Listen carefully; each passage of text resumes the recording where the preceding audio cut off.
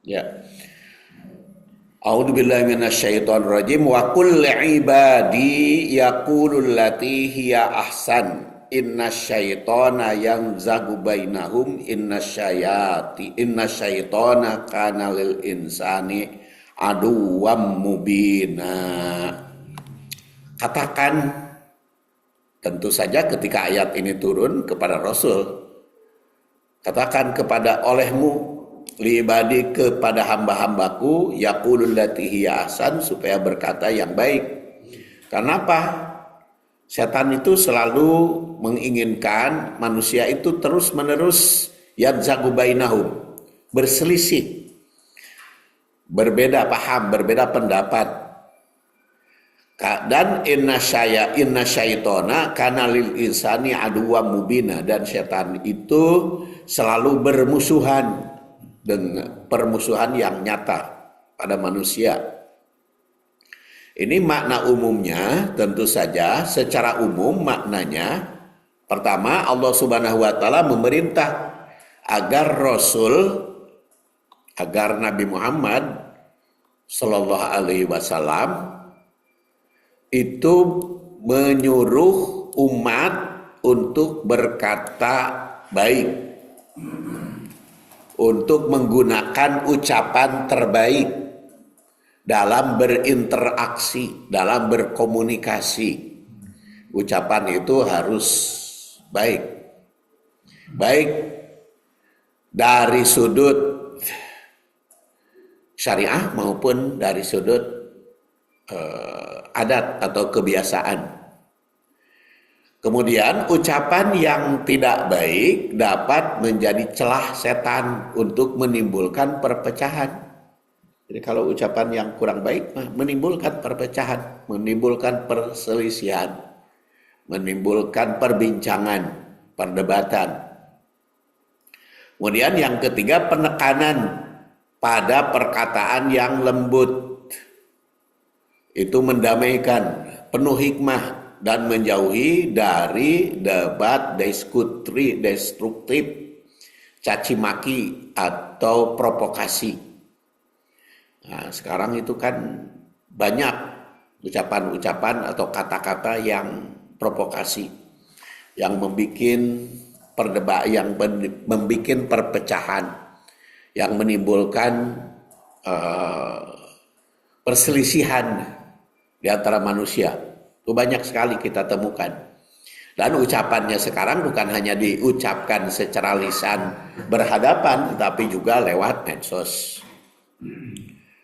Itu ada, ya alhamdulillah lah, kalau di grup muhajirin mah tidak ada yang senang gitu ya menyampaikan ucapan-ucapan yang menimbulkan perdebatan.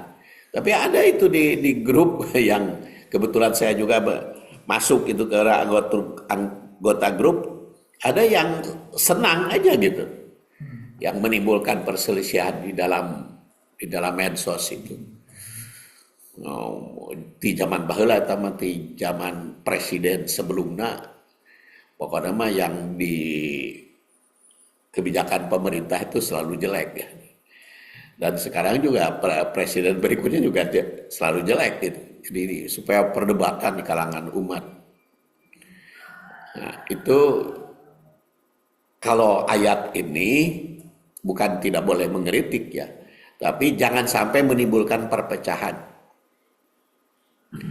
Kemudian kalau tadi makna secara umum, tinjauan dari perspektif postmodern zaman sekarang ini, yang menurut Ritger tahun 2010, postmodern itu memiliki suatu perspektif yang baru pada tahun-tahun terakhir, sehingga terjadi perbedaan sosial, kultural, dan intelektual. Itu yang dimaksud dengan postmodern. Jadi ada zaman modern, ada postmodern, setelah modern.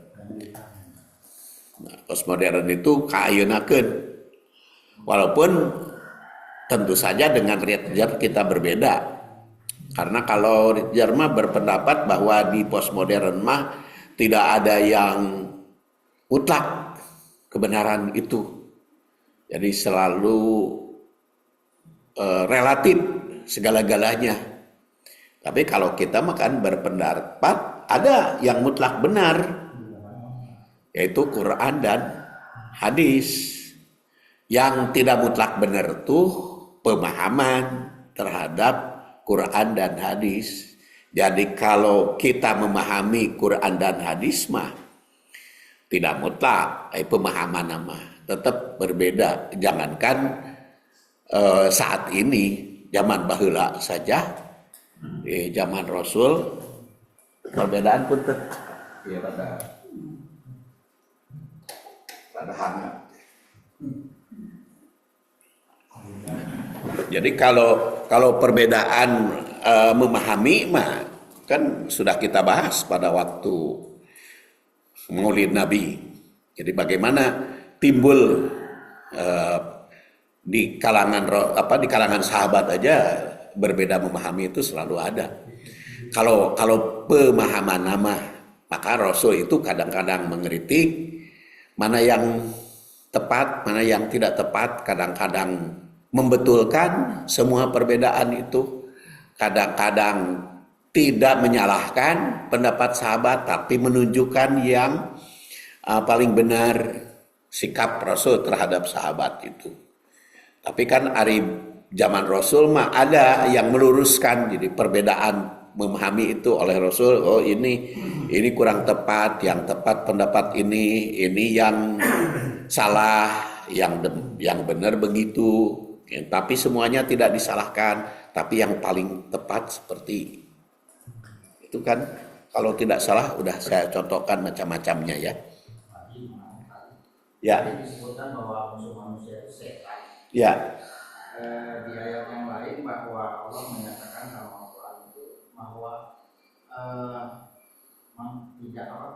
manusia itu diciptakan hanya manusia dan jin, ya kan? Jadi Allah menciptakan dua itu, manusia dan jin untuk tetap beribadah. Tapi ada kesempatan yang lain bahwa selain jin dan setan tadi ada lagi iblis tidak mau. Itu perbedaannya gimana itu? Ya, perbedaan antara iblis, jin, setan.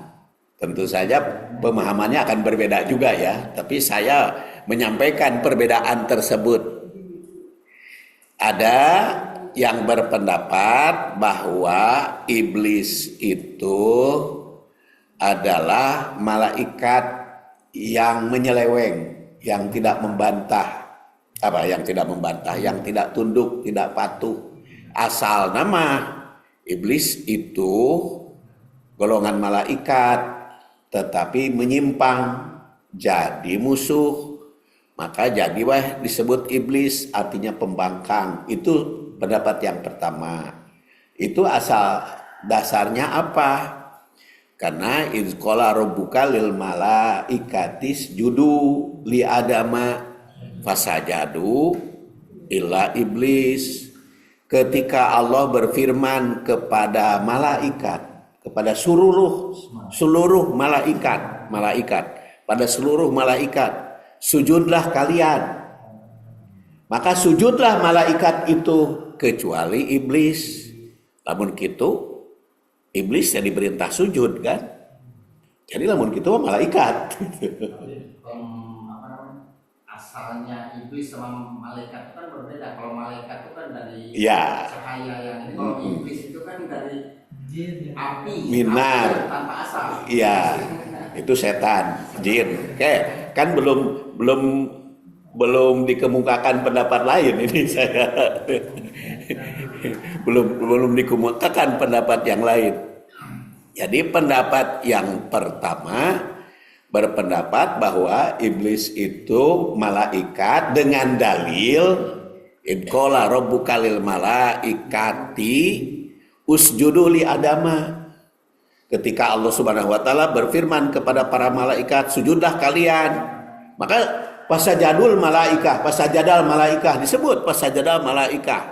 Kemudian malaikat itu sujud illa iblis, kecuali iblis. Maka disimpulkan pendapat pertama bahwa iblis itu malaikat yang menyeleweng, yang tidak mau sujud.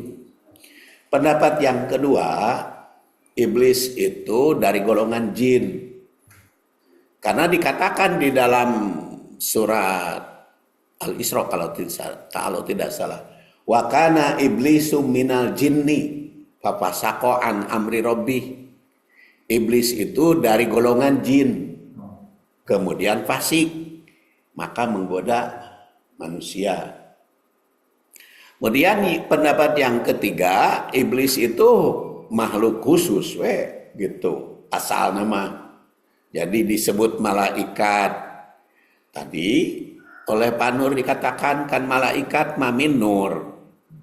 Kalau iblis mah minar. Walaupun antara nur dan nar mempunyai kesamaan, nur cahaya, nar api, walaupun nur cahaya dan api. Ya ada cahaya dari api kan, api itu bercahaya, maka nur dan nar teh tak keneh gitu. Jadi itu malah iblis itu merupakan makhluk tersendiri yang menggoda, yang menyeleweng sehingga jadi setan gitu. Jadi tadi yang kedua mah golongan jin teh ya, golongan jin jadi setan, menggoda karena sudah wakana iblisu minal jinni fafasaqa an amri rabbi. Jadi dalilnya ayat semua itu. Jadi baik yang mengatakan iblis dari golongan malaikat yang menyeleweng, dalilnya Quran, pemahaman terhadap in qala rabbuka lil malaikati isjudu. Sabab lamun iblis bukan malaikat, ketika ditanya oleh Allah Subhanahu wa taala, "Hei iblis, kenapa kamu tidak mau bersujud?" Kan iblis bisa menjawab, "Ya Allah, bukankah engkau memerintah sujud ke para malaikat? Kan saya mah tidak diperintahkan," gitu. Menurut cek iblis teh. Kan saya mah bukan malaikat gitu, cek iblis teh. Kalau kenapa engkau marah kepada saya tidak sujud, kan engkau memerintahnya kepada malaikat. Kalau iblis bukan malaikat, karena ditafsirkan iblis itu malaikat, maka ketika ditanya, "Kenapa iblis kamu tidak mau sujud?" Loh, kan engkau ciptakan saya dari api, sedangkan Adam diciptakan dari tanah. Masa api kudu sujud karena tanah? Logika kan? Iblis. Ya, jadi sombong kan? Masa api harus sujud kepada tanah? Kan nggak logis gitu. Jadi kalau kita membantah banyak nggak logis itu ya nurutan. Dan iblis kepada Allah itu membantah kan? Tidak layak. Nah, maka itu. Jadi penafsiran antara iblis yang mengatakan dari malaikat, antara iblis itu dari golongan jin, ayat semua. Ada yang golongan lain karena diciptakan dari api ya. Kemudian papasako an amri rabbi. Jadi itu bisa timbul perbedaan pendapat. Dan kalau saya sih tidak memansuh itu, nanti tafsir juga di dalam penafsiran perbedaan itu. Jadi seperti tadi, kalau penafsiran mah tidak mutlak, apalagi di postmodern ini.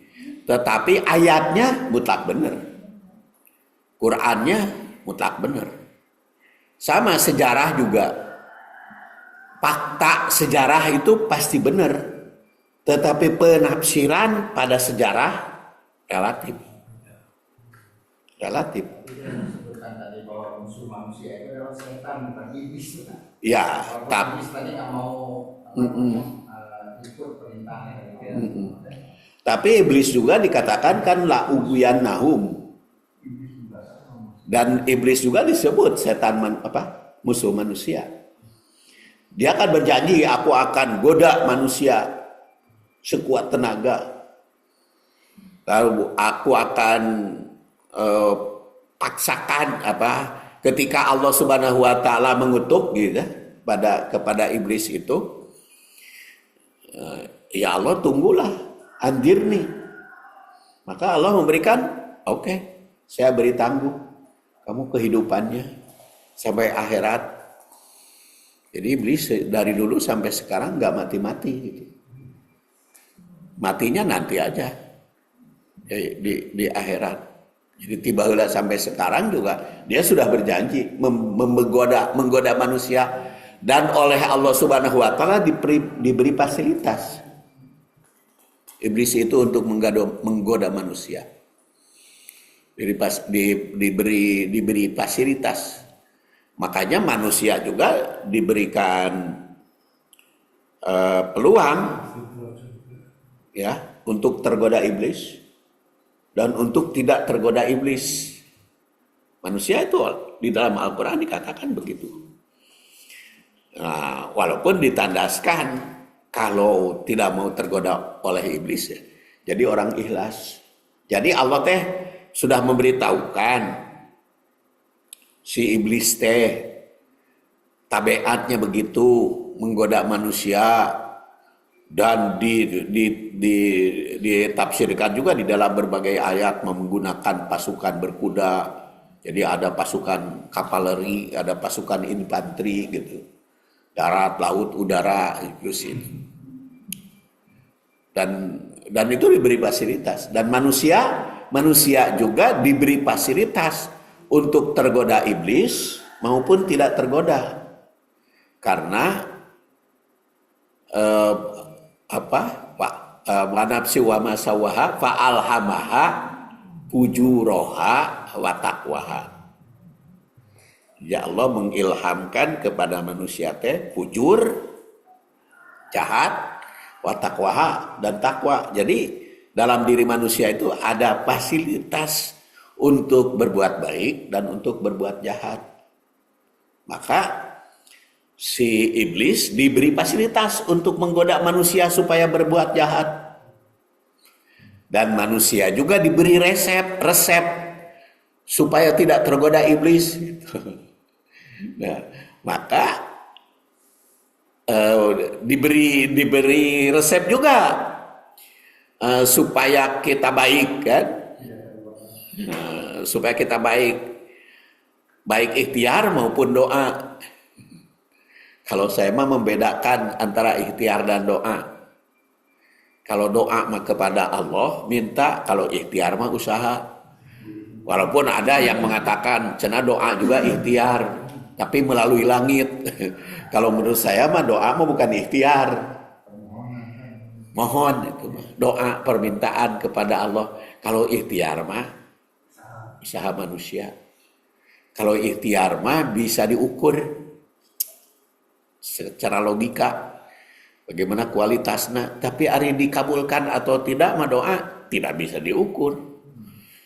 Bisa ibu dan bapak TK Allah dievaluasi gitu Allah ya Allah, saya kan sudah berdoa, sudah waktunya, waktu yang ijabah, kemudian tempatnya juga di Masjidil Haram, yang dikabulkan di Multajam, di Raudhoh kan, tapi ka parbut mas, walaupun sudah ada nusuk, parbut pisan yang ka Raudhoh terus itu di tempat ijabah, tapi geringanan teu dikabul wae, masa Allah Subhanahu wa taala dievaluasi begitu? Kan urusan doa mah minta mah kumaha we nu hayang mere atau teu gitu. Jadi kadang-kadang kita Allah tadi evaluasi, kenapa saya sudah berdoa begini tapi kau enggak dikabulkan? Namanya minta, masa dia evaluasi?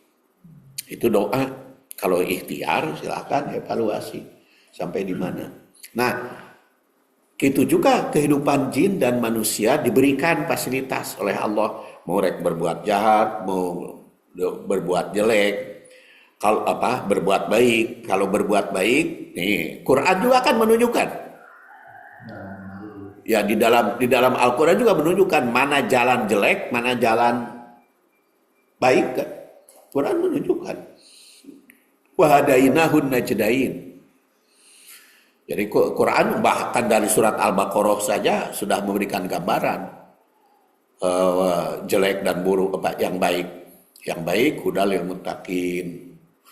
Antara lain yang muttaqin itu mulainya yu'minuna bil ghaib, Ayyukumus shalah wa mimma razaqnahum yunfikun, itu jalan baik. Kemudian yu'minuna bima unzila ilaik, nah, itu jalan baik. Wa ma unzila min qablik wa bil akhirati hum yuqinun, baik. Ulaika humul muflihun, itu yang mencapai bahagia. Sedangkan jalan jelek, innalaina kafaru sawaun alaihim andartahum am lam tundirhum la yu'minun. Tamallahu ala, itu jalan yang buruk. Antara jelek dan buruk, pura-pura baik tapi jelek, laminan nasi mayakulu amanna billah wa biyyamil, sudah semuanya sudah ada jalannya. Nah, kalau di Baqarah ayat 186, ya, di sana Allah menyampaikan hamba berdoa ud'uni astabi ya, apa? Idza sa'alaka ibadi anni. Nah, artinya tapi ada hendaklah dia beriman dan melakukan yang terbaiknya. Ya. Artinya yang tersirat apakah doa itu selalu dikabulkan? Ya. Tadi kan ada doa memungkinkan tidak, karena bagaimana latar belakang orang itu. Tapi kalau di ayat itu tidak disebutkan semua yang berdoa akan dipenuhi. Oke, kita baca semua. Wa idza sa'alaka ibadi anni fa inni qarib ujibu da'watad da'i idza da'an fal yastajibu li wal yu'minu bi la'allahum yarsudun.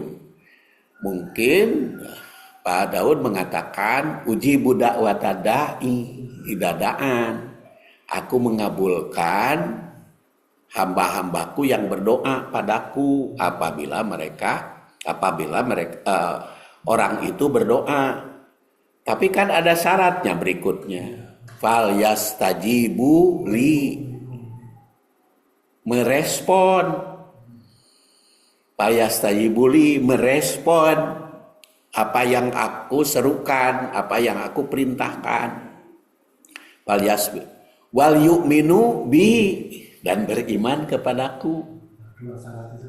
Nah, itu kan yang dikabulkan teh iman, istijabah.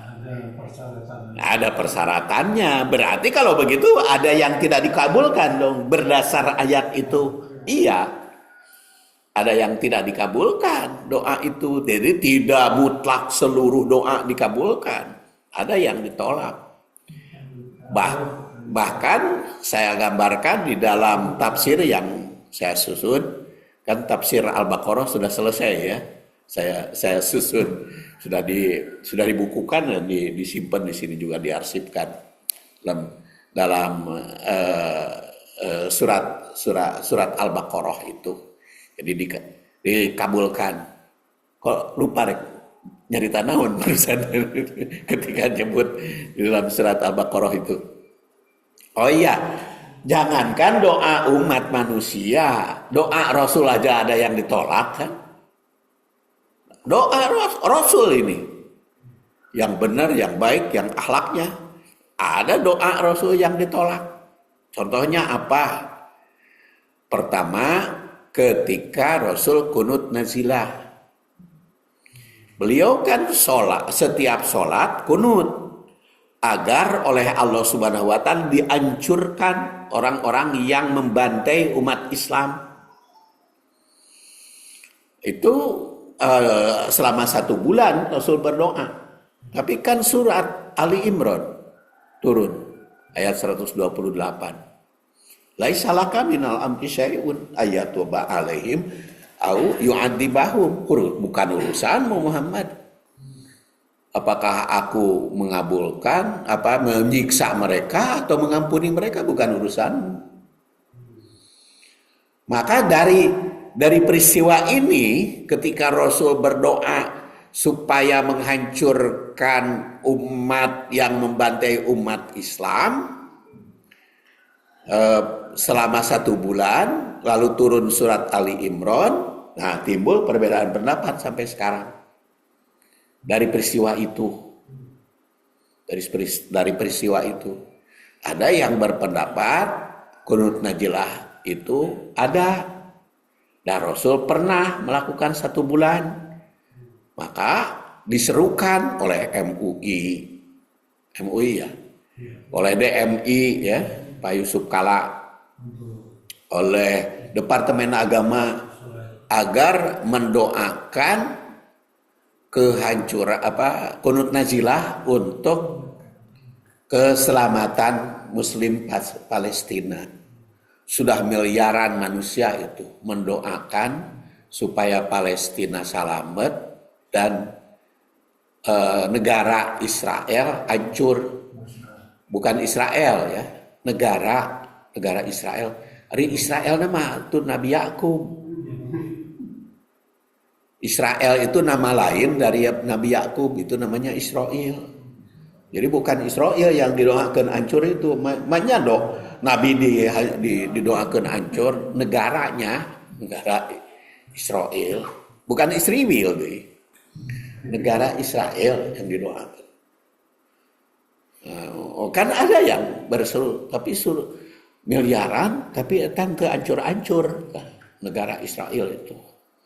Apakah salah doanya? Karena yang didoakan bukan negara Israel gitu. Bukan Zionis ya. Yang bermusuhan bukan Zionis.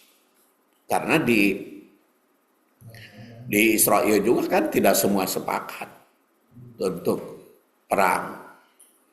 Dan makanya ada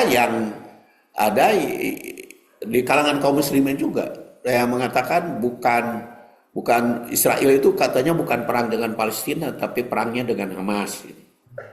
Ada yang mengatakan. Dan Hamas itu disepakati oleh Amerika dan sekutu-sekutunya sebagai teroris.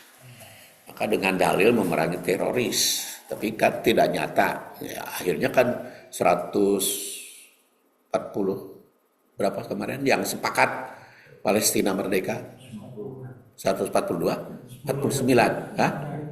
Ya pokoknya 140 lebih lah, kan cuman beberapa negara aja yang tidak sepakat itu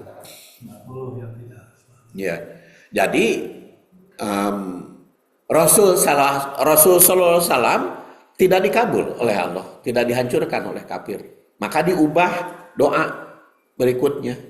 Jadi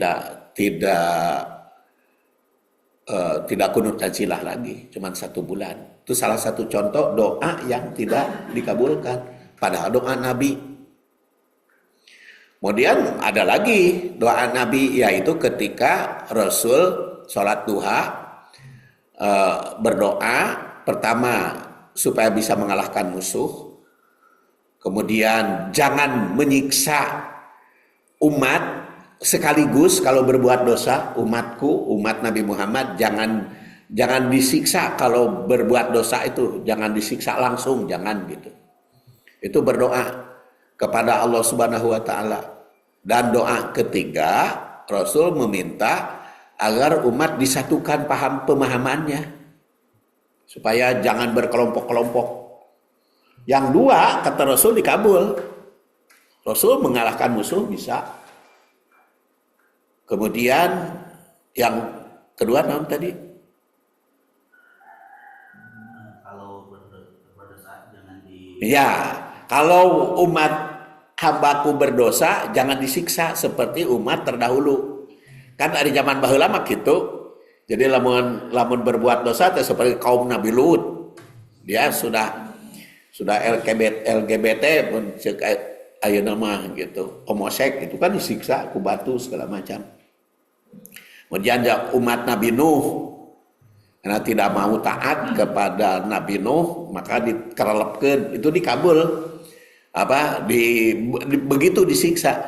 Tapi umat Nabi Muhammad mah enggak, walaupun berbuat dosa. Hah?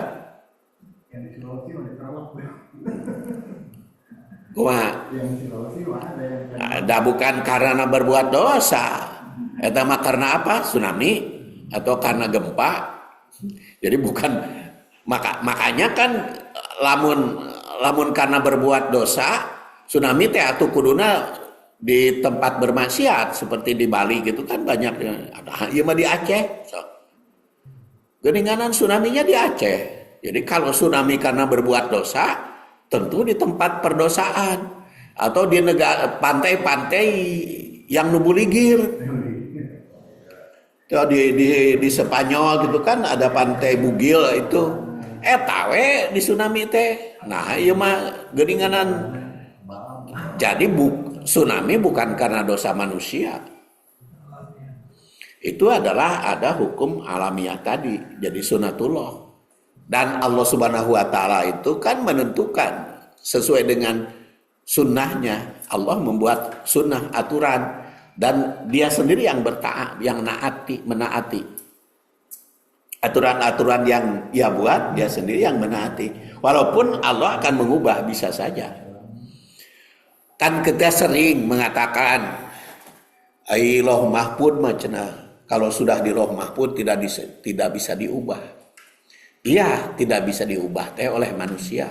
Ari oleh Allah kan wewenangnya. Walaupun geus tertulis di Loh mahfud, hengke ku Allah teh diubah, kan bisa. Nah, kan dia punya hak apapun. Maha kuasa segala-galanya. Pokoknya saya usianya sekian tahun, ditakdir geus dicatat di Loh mahfud keur zaman baheula dina kandungan, bisa nggak diubah?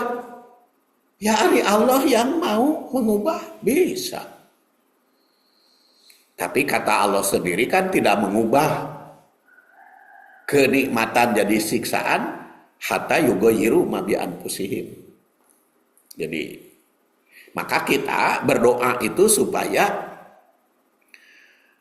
Allah Subhanahu wa taala mengubah takdir jelek kepada takdir baik gitu. Ya, direvisi gitu. Ya Allah, kalau Engkau sudah takdirkan saya sakit hari ini, saya mohon ganti aja perubahan biar sehat gitu. Ya Allah, kalau Engkau telah menakdirkan zaman baheula ketika saya dikandung itu umurnya sekian, saya mau panjang aja, ubah aja olehmu. Ya itu doa itu.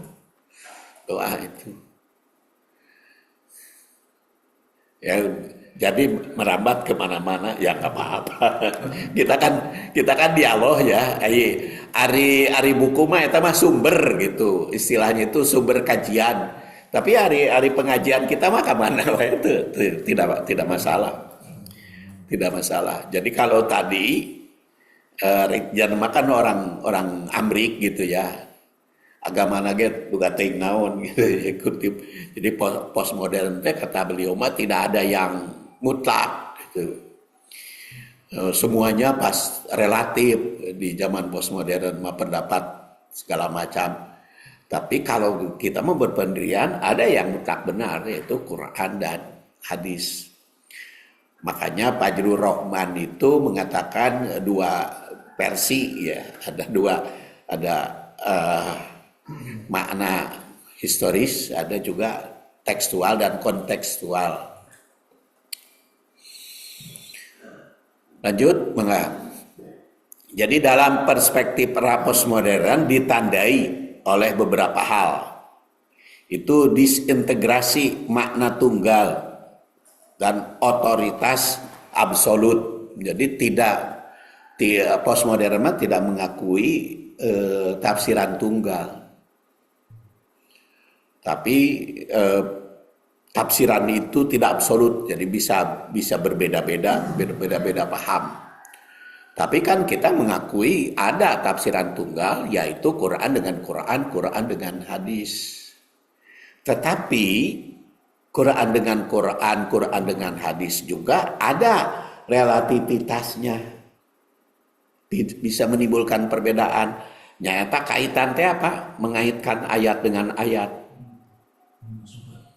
Ya, surat dengan surat. Pemanya kata Ibnu Katsir, salah satu contoh, ini kan tahun 771 ya, Ibnu Katsir itu wafatnya, zaman baheula. salah satu contoh ayat dengan ayat yaitu siratal ladina an'amta alaihim itu tafsirannya mayyuti'illah wa rasulah itu faqad an'amallahu alaihim minan nabiyyin wasiddiqin. Jadi barang siapa taat kepada Allah dan Rasul, maka itu kelompok orang-orang yang mendapat nikmat. Ma'aladina an'ama Allahu alaihim. Itu kelompok orang yang mendapat nikmat. Siapa yang mendapat nikmat itu? Minan nabiyyin wasiddiqin wasyuhada wasolihin wasuna ulaika rafiqa. Jadi aladina an'amta alaihim itu para nabi, para soleh, orang yang benar, jujur, dan itu pertemanan yang baik. Nah itu kan Quran dengan Quran. Mutlak benar, ya Quran dengan Quran. Tetapi apakah sudah diakui benernya? Siratal ladina an'amta alaihim teh ku ayat eta ka eta. Yang jadi masalah teh. Atau ada juga yang menafsirkan, masih Ibnu Katsir juga kan, siratal ladina an'amta alaihim itu adalah muttaqin alladzina yu'minuna bil ghaib wa yuqimuna shalah alladzina yu'minuna bima unzila ilaik wa ma unzila itu wa bil akhirati yuqinun ulaika ala hudam mir rabbihim wa ulaika humul muflihun. Eta siratal ladzina an'amta alaihim teh ghairil maghdub alaihim, bukan yang dimurkai. Ya itu apa itu? Ghairil maghdub itu siapa? Innal ladzina kafaru sawaun alaihim andartahum am lam tundirhum la yu'minun wa tamallahu ala qulubihim wa ala sam'ihim wa ala absarihim gisawatu wa lahum adzabun adim. Jadi al maghdub teh kafir. Adolin siapa? Wa minan nasi may yaqulu amanna billahi wa bil yaumil akhir wa hum bimu'minin, itu munafik.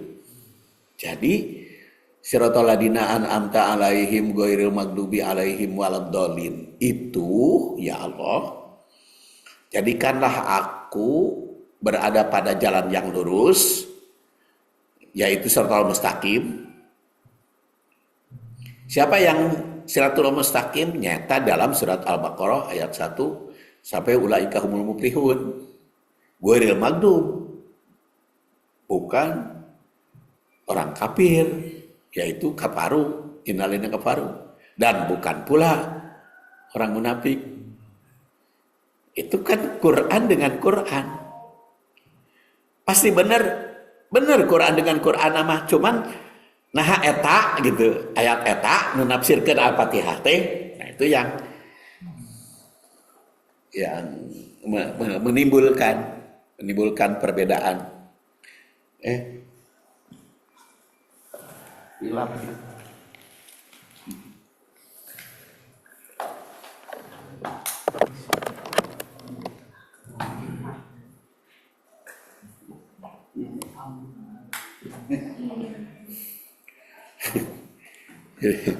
Hampir parem persoalan ya. Jadi Quran dengan Quran ya itu mutlak benar, tetapi apakah Quran ayat ini sebagai tafsir itu teh? Quran dengan hadis juga begitu sama. Jadi hadis nama mutlak benar dah wahyu. Tetapi apakah dengan hadis itu penafsirannya? Tetap menggunakan akal, menggunakan logika, menggunakan jadi kalau kita kelihatan gitu ada perbedaan, nah itu bisa. Makanya tadi juga kan kunaon cenah di Muhajirin mah teu pernah kunut teh gitu. Kunut najilah ngadoakeun Palestina teh teu pernah dimunculkeun, padahal kan di beberapa masjid mah berlaku. Saya ngisi di Miftahul Jannah Panghegar itu kan tiap ahad kedua. Karena di situ harus kunut subuhnya, saya nggak mau jadi imam, mangga weceng teku imam di dia gitu. Sawios abdi mah teu kedah jadi imam. Jadi daripada di dalam hati beda paham harus dilakukan kan? Nggak mungkin saya ngimaman tekunut di situ. Nanti berontak jamaah. Ya udah nggak jadi imam saja. Jadi saya hanya ceramah saja ke sana.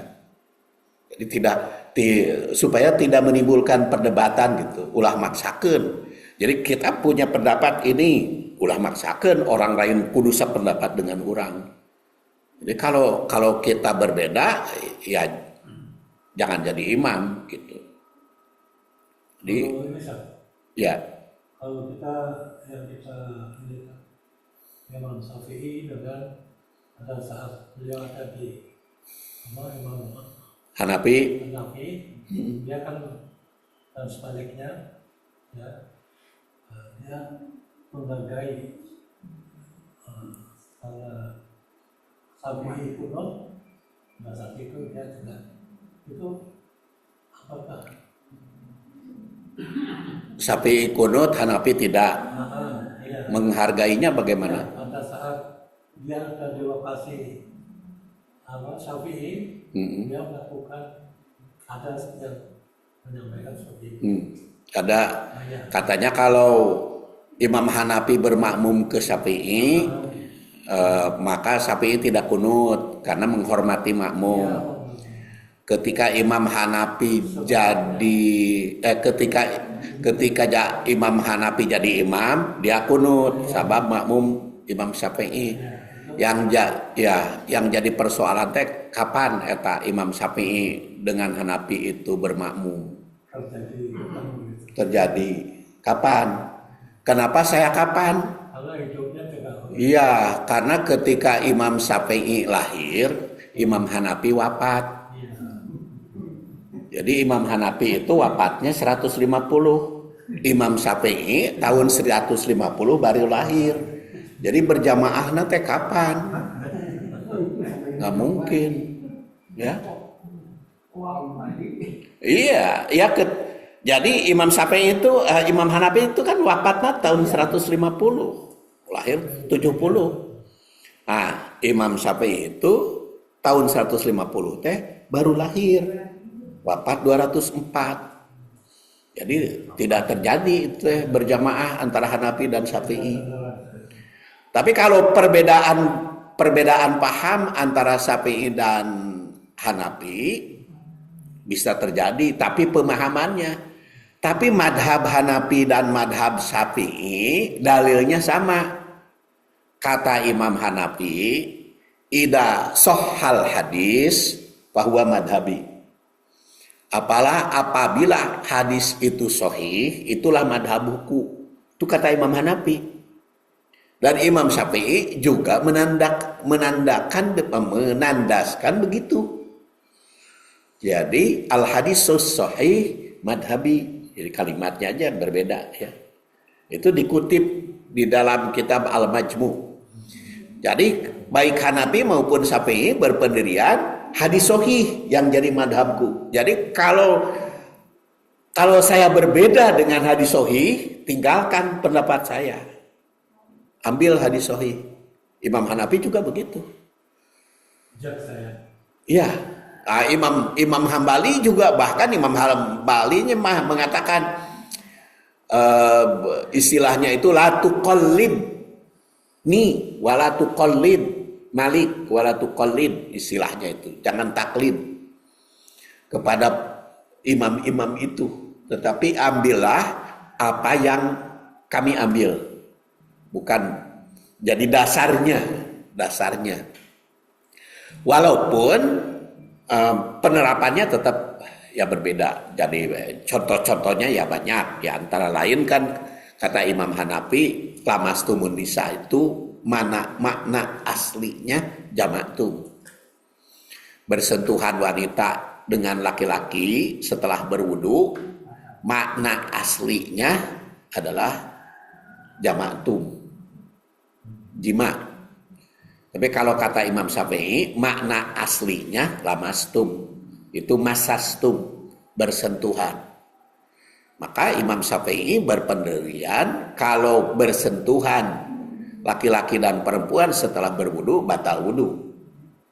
Dalilnya ayat tadi. Tapi kalau menurut Imam Hanafi tidak batal wudu karena yang dimaksud itu jamatum dan masih banyak dalil-dalil seperti itu. Jadi pendapat antara lain kunut juga tadi. Kunut juga.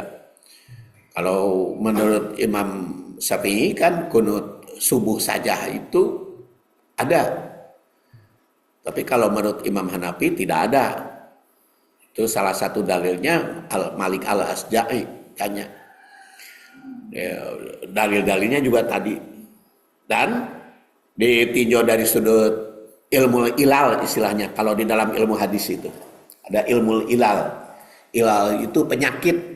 Jadi kalau hadis itu ada, hadis itu dianggap sahih oleh masyarakat, tapi itu punya penyakit, punya cacat. Itu namanya ilmu ilal. Antara lain yang menyusun kitab Al-Ilal itu ada Daraqutni. Daraqutni itu mengumpulkan hadis-hadis yang punya penyakit gitu. Itu namanya Kitabul Ilal namanya. Kitabul Ilal Ad-Daraqutni.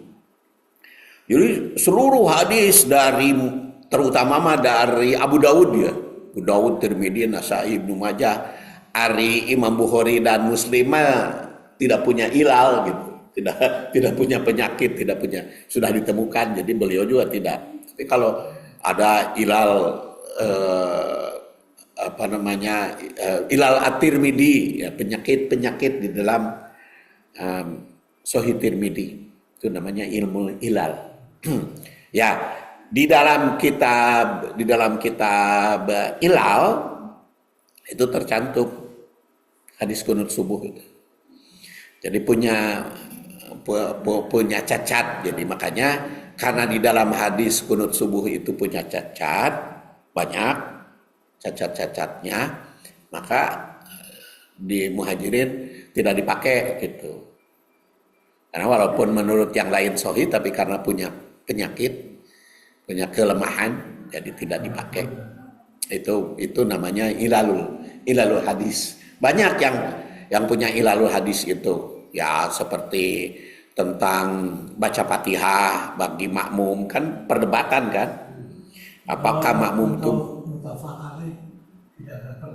kalau muttafaq alaih itu tidak ada perdebatan. Itu sudah oleh para ulama, sudah diselidiki, sudah dikaji ilal-ilalnya. Kalau hadis itu muttafaq alaih itu kalau menurut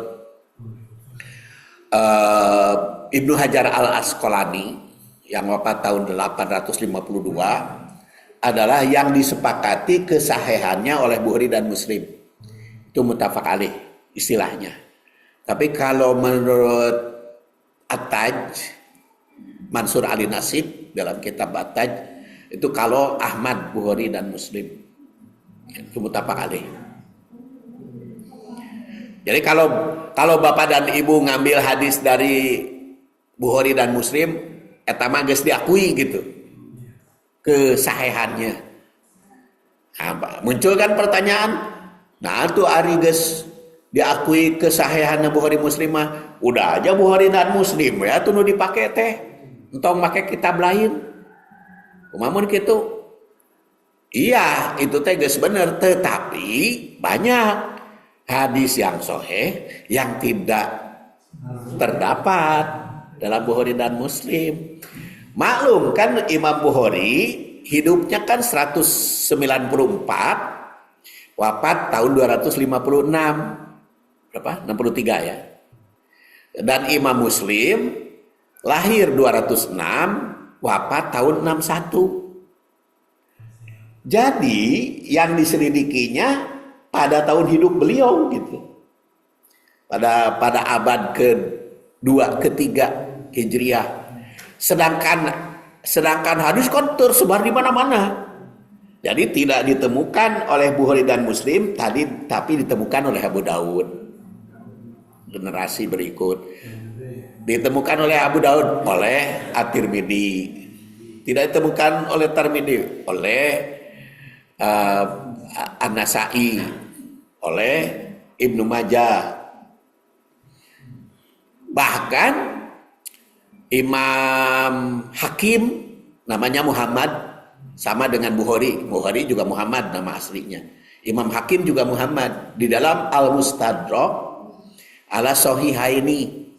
Mustadrak itu adalah kumpulan hadis yang mata rantainya sederajat dengan Bukhari dan Muslim, tapi Bukhari dan Muslim tidak meriwayatkan, maka dia kumpulkan. Imam Hakim namanya Muhammad bin Hakim dalam Mustadrak ala Sahihaini, kumpulkan tuh ada gitu. Dan Imam Bukhari juga kan bukan hanya di dalam Sahih Bukhari saja hadisnya, ada di dalam Al-Adabul Mufrad. Seperti Minas Sa'adah Al-Maskanul Wasi wal Jarus Solih wal Markabul Hani. Di antara kebahagiaan itu adalah rumah yang leluasa, tetangga yang baik, kendaraan yang bagus. Itu tidak diriwayatkan oleh Bukhari dalam Sahih Bukhari, tidak. Tapi diriwayatkan dalam Al-Adabul Mufrad oleh Bukhari. Makanya kata Al-Hakim, hadis itu sahih sederajat Bukhari Muslim. Cuman dua-duanya tidak meriwayatkan. Jadi kalau ibu-ibu bapak-bapak baca Sahih Bukhari seperti Al-Lu'lu' wal Marjan. Al-Lu'lu' wal Marjan itu kitab yang disusun Muhammad Abdul Baqi, itu diambil dari Bukhari dan Muslim. Al-Lu'lu' wal Marjan. Makanya dijamin itu Al-Lu'lu' wal Marjan itu sahih. Sahih semua. Maka berlanjut. Jadi kedua, pluralitas ya, macam-macam suara dan opini.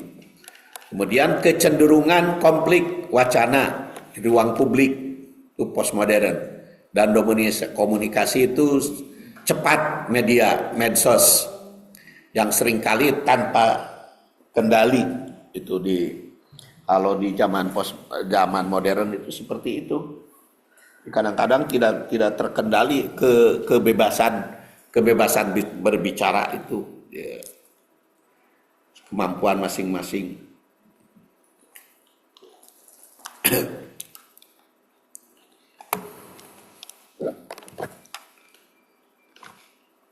Yes.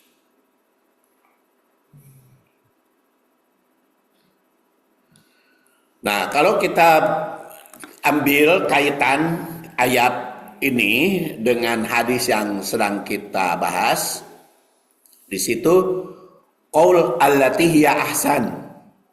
Jadi di tengah banjir informasi, bukan hanya banjir hujan, banjir informasi dan ujaran kebencian yang oleh Pak Nur tadi disoroti, itu pengaruh iblis. Ujaran kebencian. Ayat ini menyerukan etika komunikasi spiritual.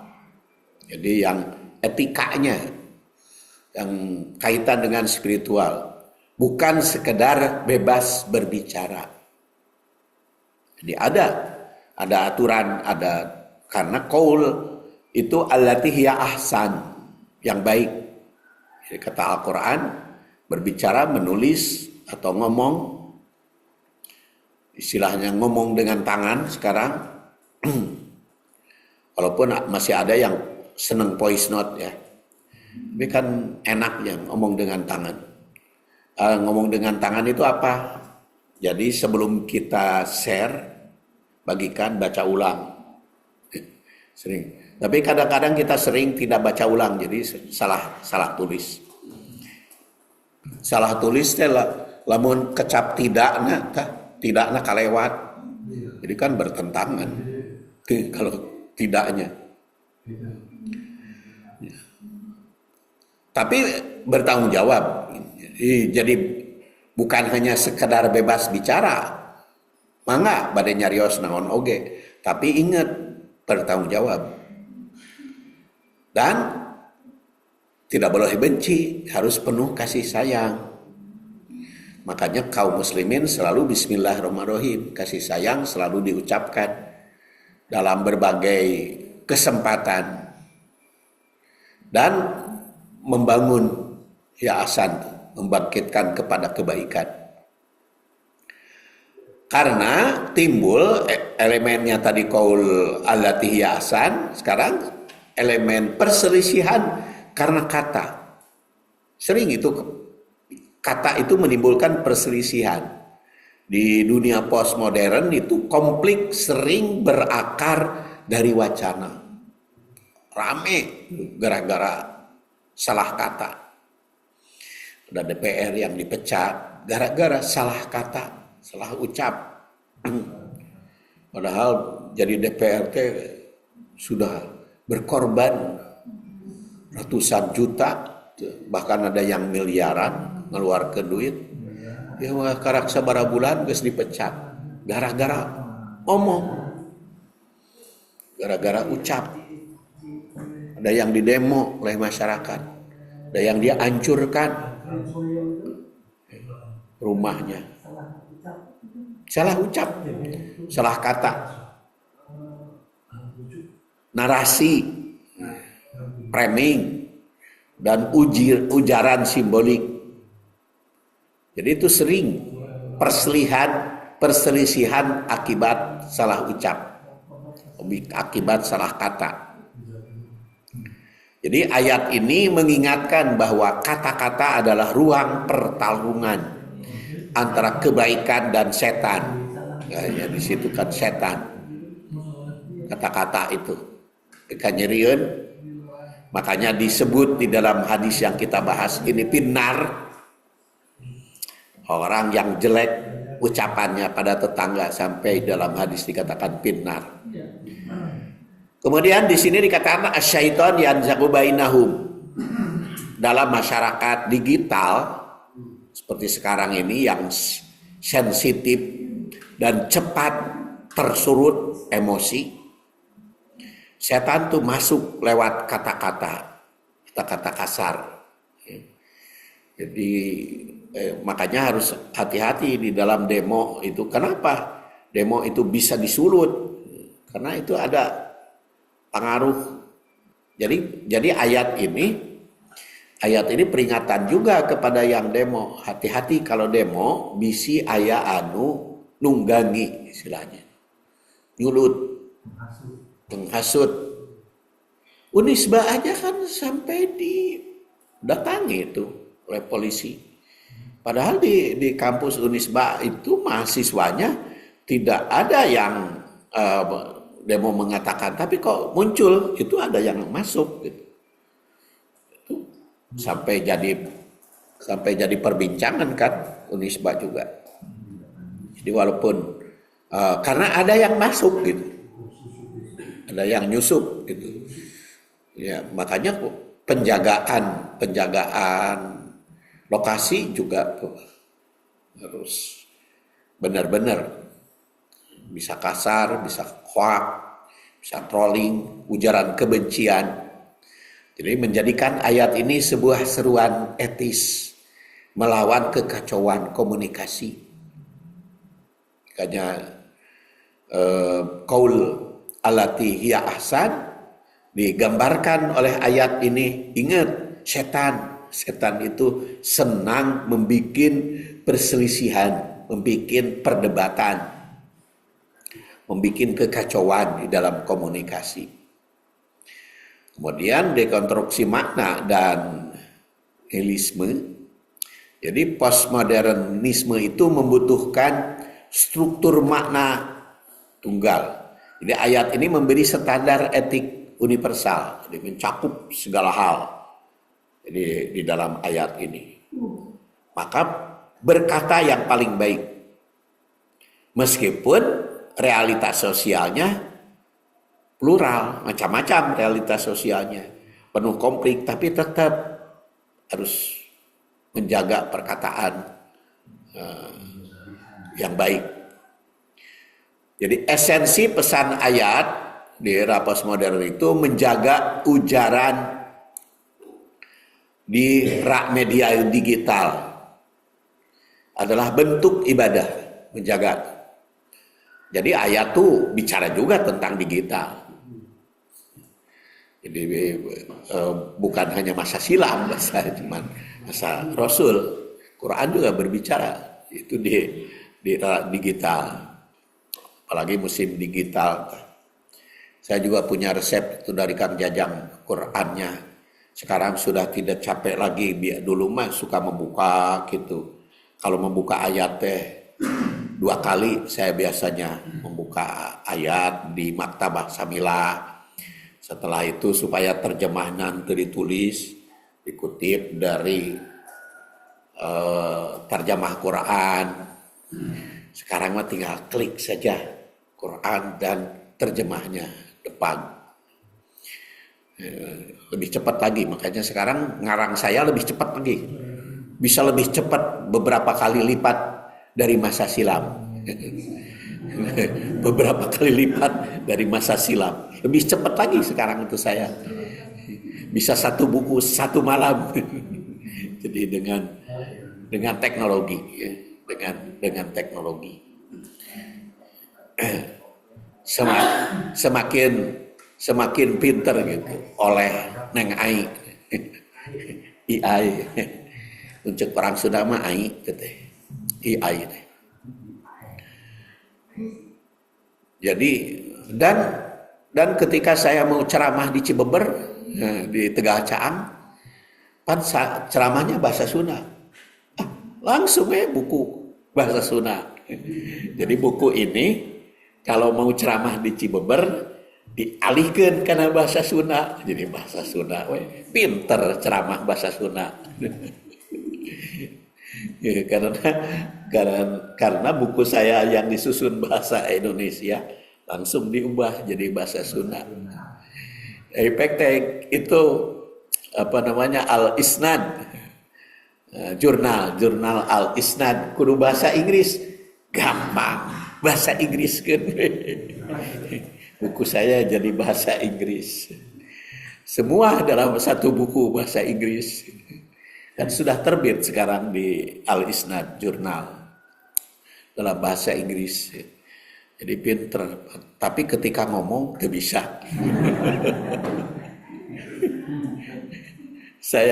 Saya ada teman di Belgia,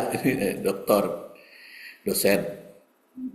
Komunikasi dengan saya bisa, komunikasi langsung. Bahasa Inggris, dia kirim bahasa Inggris, saya bahasa Indonesia, langsung ke bahasa Inggris kan. Jadi perkataan hanya jangan salah bahasa karena terjemahkan mah jangan salah itu tulis, sebab salah tulis terjemahnya salah. Kemudian perkataan yang indah itu menyelamatkan dari kehancuran relasi sosial yang rapuh di masyarakat plural postmodern. Nah, maka Quran surat Al-Isra ayat 53 bukan sekedar adab bicara, tetapi strategi eksistensial untuk mempertahankan makna kemanusiaan, ukhuwah di tengah postmodern yang bising, gaduh, dan penuh fragmentasi narasi. Jadi banyak narasinya tuh macam-macam. Maka kita ukur ini, ucapan ini, jangan sampai membuat orang nyerien, ya, bikin orang berkesulitan. Jadi tanasub atau kaitan hubungan ayat dengan hadis yang kita kaji, umpamanya unsur perintah menjaga lisan. Ini surat Al-Isra 53, katakan perkataan yang paling baik, qaulan hasanan. Dan di dalam hadis yang kita kaji, hadis dari Abu Hurairah, perempuan pertama gagal menjaga lisan walau ibadahnya banyak. Karena gagal menjaga lisan walaupun ibadahnya banyak oleh Rasul disebut finnar. Kemudian unsur efek sosial lisan buruk. Karena di dalam surat Al-Isra 53 setan menimbulkan pertengkaran di antara mereka. Dan di dalam hadis, lisan buruk menyakiti tetangga, rusaknya hubungan sosial.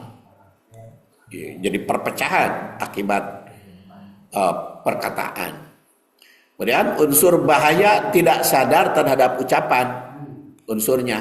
Maka ucapan bisa jadi alat setan yang jago ya tadi menyusup ke antara manusia. Dan di dalam hadis, ibadah tampak luar tidak bisa menutupi kerusakan akibat lisan. Walaupun kelihatannya ibadahnya bagus, sholat, saum, umroh, terus menerus.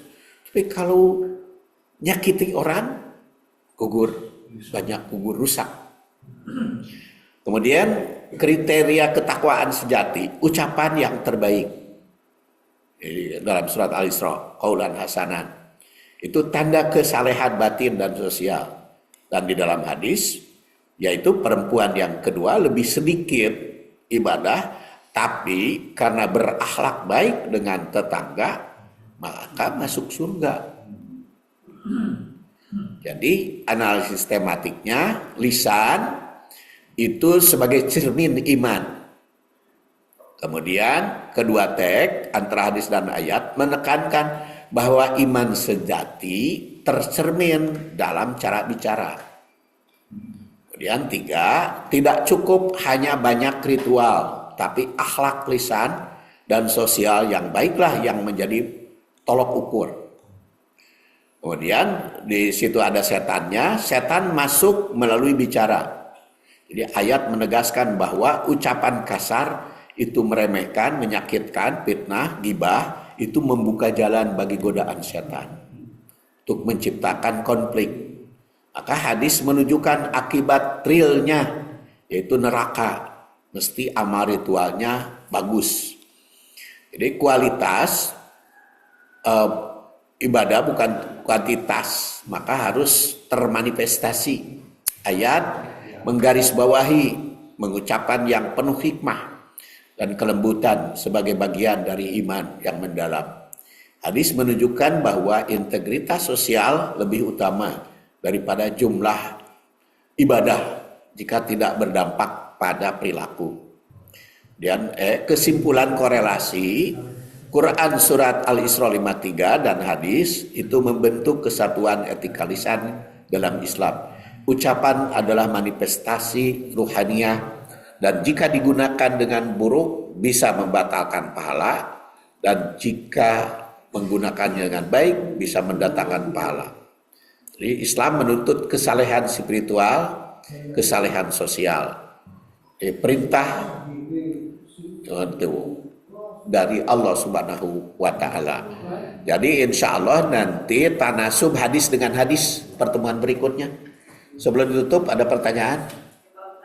Maka sekarang kebetulan kuliah saya online. Jadi cara bebas. Maka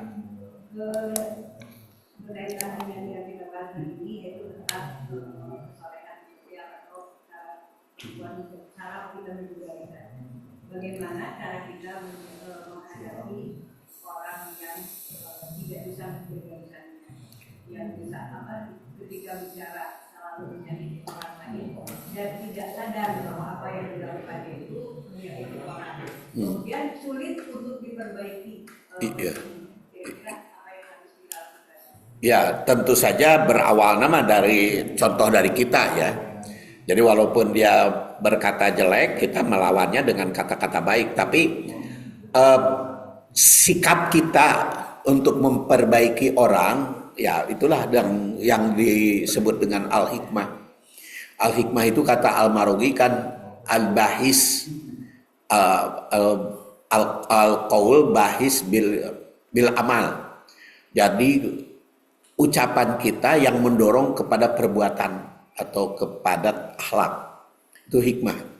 Jadi yang bisa diterima sehingga dianggap tepat secara logika, kalau pikiran, indah secara perasaan, dan siap untuk mengerjakan. Jadi ini yang paling sulit memang memperbaiki orang mah. Tapi ya tetap walaupun terhadap orang yang jelek bicara, kita harus tetap menjaga kebaikan, menjaga kesantunan. Jadi oleh karena itu lebih cenderung kalau saya ke sikap kita terhadap mereka. Jadi jangan sampai orang berkata kepada orang yang menyakiti kita dijawab dengan kata yang menyakitkan dia gitu. Jadi sarua wae gitu. Jadi tentu saja kalau metode mah cukup banyak itulah yang hikmah. Jadi perbaikan. Gitu penginten.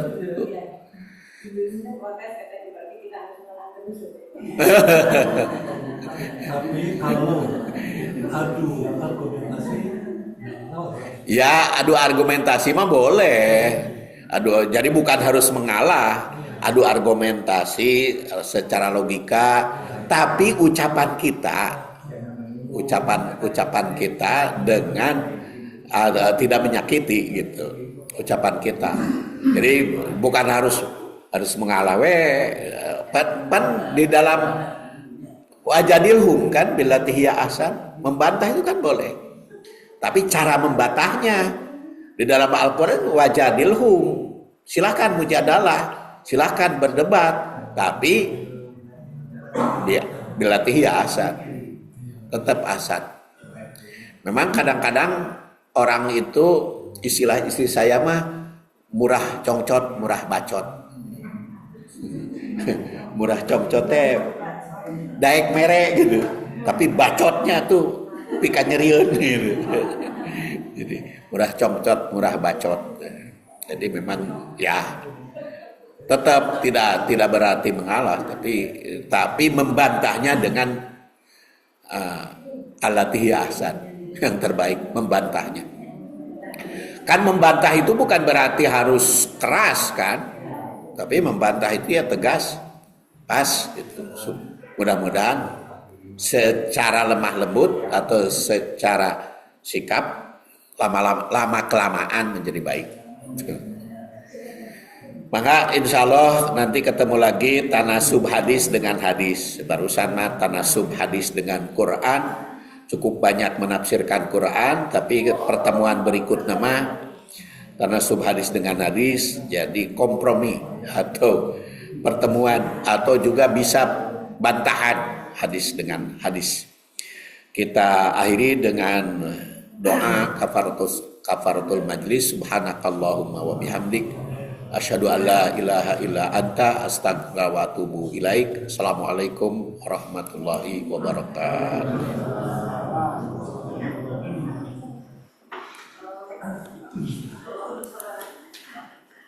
Kesalahan satunya masuk kesalahan dia.